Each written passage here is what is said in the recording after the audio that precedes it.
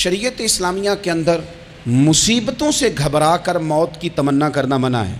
کوئی شخص کسی مشکل میں ہے، بیماری میں ہے، تکلیف میں ہے، دکھ میں ہے، تو موت کی تمنا کرے کہ اس بیماری سے تو مر جاؤں تو اچھا ہے، تو یہ منع ہے اس کے لیے۔ ہمارے ہاں کچھ لوگ لا علمی کی بنیاد پر چھوٹا سا جھگڑا گھر میں ہوا تو کہتے ہیں میں تو اللہ سے دعا کرتا ہوں میں اب مار ہی جاؤں۔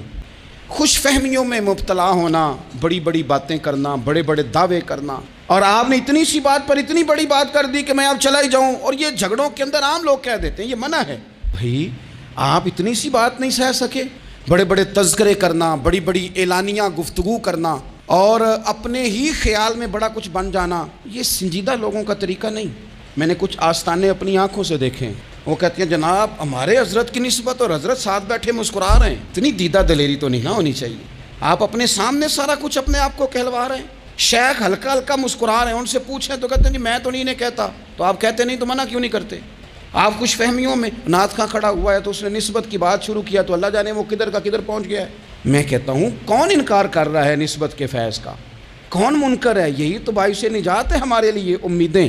لیکن یہ کہ خوش فہمی میں مبتلا ہو جانا اور اس طرح کے بڑے بڑے دعوے کرنا، اور پھر بہت ساری خوابیں آتی ہیں لوگوں کو، اور خوابوں کی بنیادوں پر بڑا کچھ بنتا ہے۔ تو میں کہتا ہوں جناب خواب میں تو میں کہہ دوں آپ سے خواب میں کہ میں رات کا صدر بن گیا ہوں تو آپ کو کوئی اعتراض ہے؟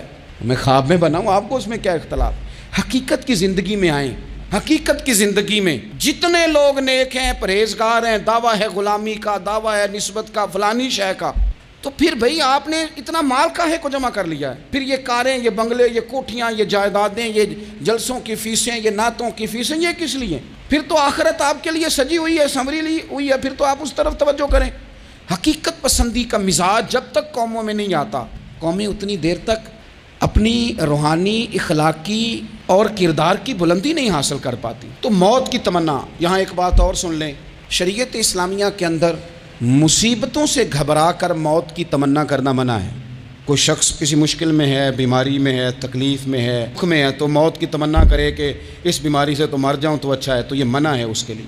ہمارے ہاں کچھ لوگ لا علمی کی بنیاد پر چھوٹا سا جھگڑا گھر میں ہوا تو کہتے ہیں میں تو اللہ سے دعا کرتا ہوں میں اب مار ہی جاؤں۔ بھائی آپ اتنی سی بات نہیں سہ سکے؟